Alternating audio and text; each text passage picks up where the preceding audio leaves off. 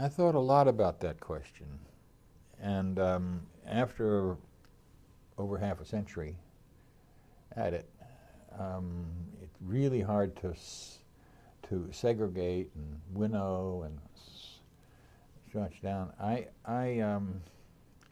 remember having sort of moments, you know, of oh, that's what happened. That's how that worked, and or didn't work.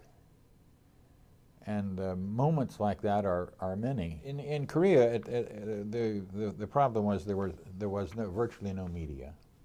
The newspapers had been Japanese. The Koreans didn't want to read Japanese anymore. They wanted to speak Korean.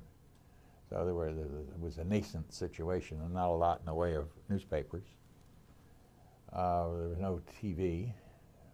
Radios were not all that plentiful. And the question was how to reach and persuade, i.e. do PR with the Korean population.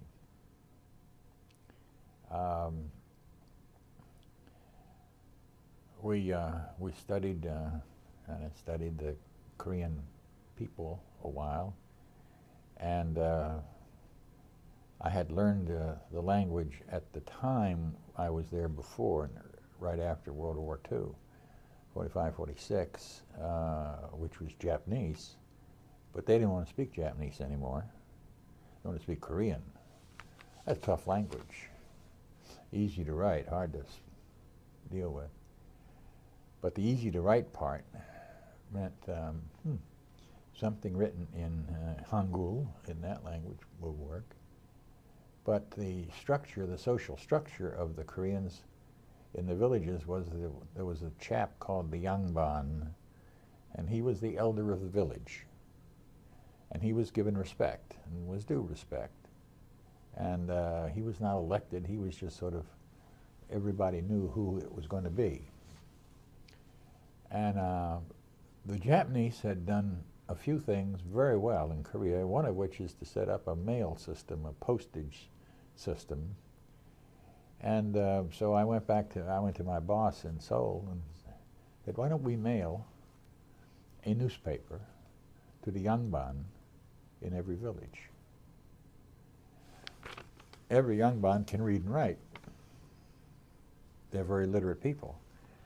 He would have the obligation then to read that to the villagers. Who better to carry your message? And so we created a newspaper, got the pointy heads out of the way and made it simple, and mailed it to Korean villages. The post office was glad to have the business. The mailmen were glad to deliver it. The Yangban was glad to receive it because that made him important. These people were dirt poor at that time. And the villagers were glad to have a source of news.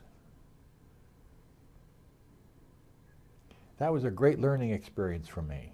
The learning experience was, don't be seduced into thinking there's only one way, based on your experience at home, to reach people. There are a lot of different ways. And find the way that gets your message delivered properly. I've thought about that a lot.